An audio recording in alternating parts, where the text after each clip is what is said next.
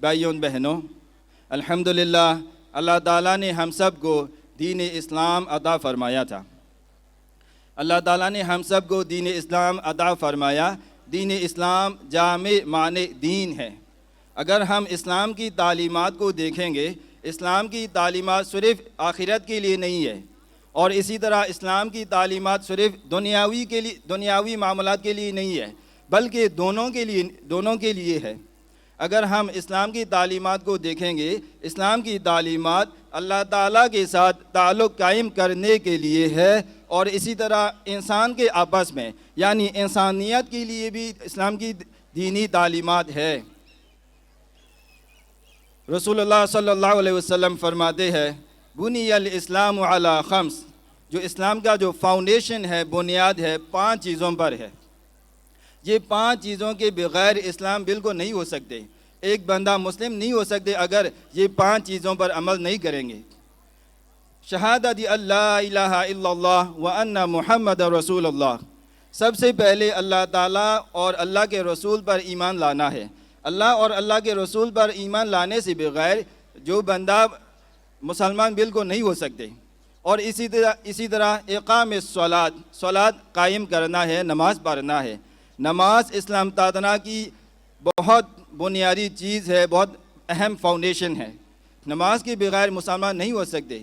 اسی لیے رسول اللہ صلی اللہ علیہ وسلم فرماتے ہیں، مسلمان اور کافر کے درمیان فرق نماز ہے۔ اسی طرح اللہ تعالیٰ قرآن مجید میں فرماتے ہیں، ان الصلاۃ تنہی عن الفحشاء والمنکر، بے شک نماز یعنی صلاۃ بے حیائی اور بری کاموں کو منع کرتی ہے۔ اور اس کے بعد ایتاء الزکوٰۃ، زکوٰۃ ادا کرنا۔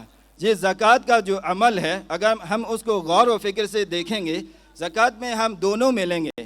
تو زکوٰۃ دینے کا جو مقصد ہے اللہ تعالیٰ کو راضی کرنے کے لیے، ساتھ ساتھ میں دوسرا یہ بھی ہوتا ہے کہ جو انسان کے حقوق ہے نا، انسانیت کے لیے بھی انسانیت کے حقوق کو بھی یہ ادا کرتی ہے، کیونکہ جو زکوٰۃ کا مال ہے انسان کے آپس میں تقسیم ہوتی ہے۔ اسی لیے اسلام کی بنیادی چیزیں میں سے ہی دونوں شامل ہے۔ ایک ہوتا ہے حقوق اللہ، اللہ کے حقوق کو ادا کرنا، دوسرے ہوتا ہے حقوق العباد، انسان جو انسانیت کے حقوق کو بھی ادا کرنا ہے۔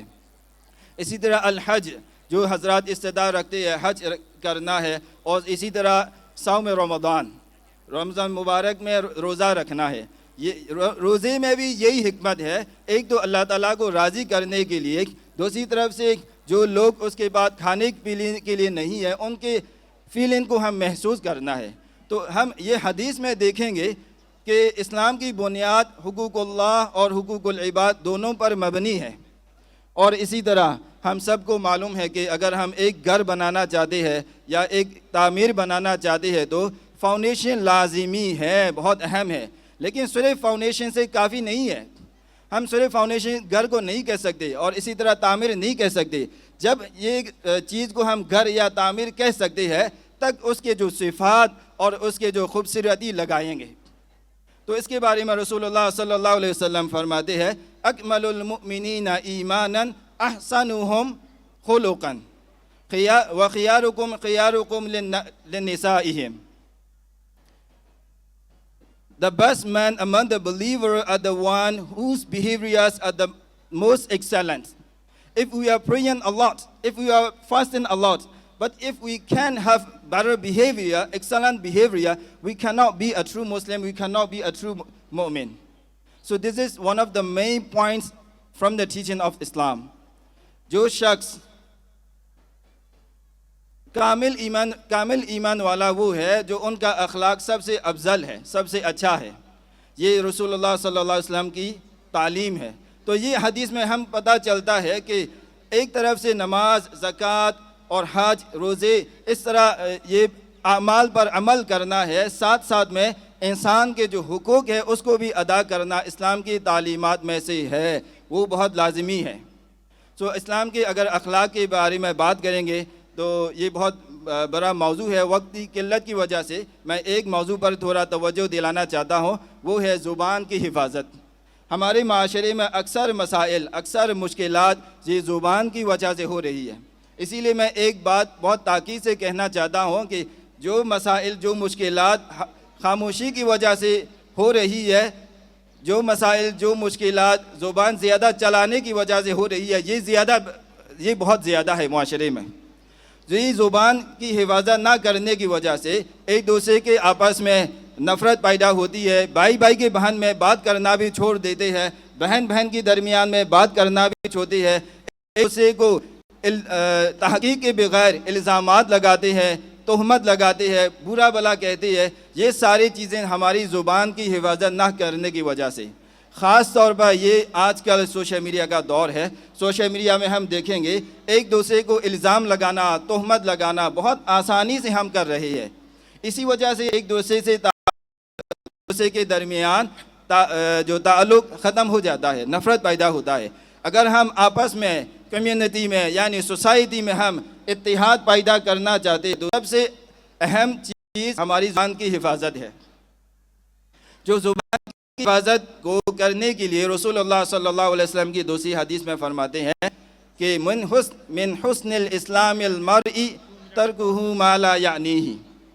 اسلام کی خوبصورت چیز ہے جو لا یعنی فضولی باتوں کو چھوڑنا ہے. تو اسی لیے جب تک ہم فضولی باتوں کو نہیں چھوڑیں گے، دوسرے چیزوں پر احترام کے ساتھ بات کرنا، عزت کے ساتھ تعلقات قائم کرنا نہیں کریں گے، ہمارے معاشرے میں بہتر معاشرے کو لانے کے لیے بہت مشکل ہوں گے. تو اسی لیے انشاءاللہ یہاں میں جو تمام شرکت کرتے ہوئے معزز مہمان گرامی کو میری طرف سے یہ پیغام دینا چاہتا ہوں کہ میں بھی خود and also you all. سو ہم سب انشاءاللہ اس پر عمل کریں گے، ایک دوسرے کو عزت کے ساتھ بات کریں گے، ایک دوسرے کو احترام کے ساتھ بات کریں گے. انشاءاللہ اللہ تعالی ہم سب کو اس پر عمل کرنے کے لیے توفیق عطا فرمائے. وآخر دعوانا ان الحمدللہ رب العالمین. آخر میں آپ حضرت کو یہ کہنا چاہتا ہوں کہ ماشاءاللہ آپ حضرت کی سعادت ہے، یہ ملک میں اتنے جو آزادی کے ساتھ ماشاءاللہ اتنے افطاری کر رہی ہے، اتنے بڑے بڑے محفل سجا رہی ہے. تو الحمدللہ یہ اللہ تعالیٰ کو شکریہ کہنا چاہیے. اسی طرح جو یہ محفل کو جو بنایا انتظامیہ ہے، گورنر صاحب کے ساتھ ان کی ٹیم ہے، سب کو بھی میری طرف سے بھی شکریہ کہنا چاہتا ہوں. جزاکم اللہ خیر. السلام علیکم ورحمۃ اللہ وبرکاتہ.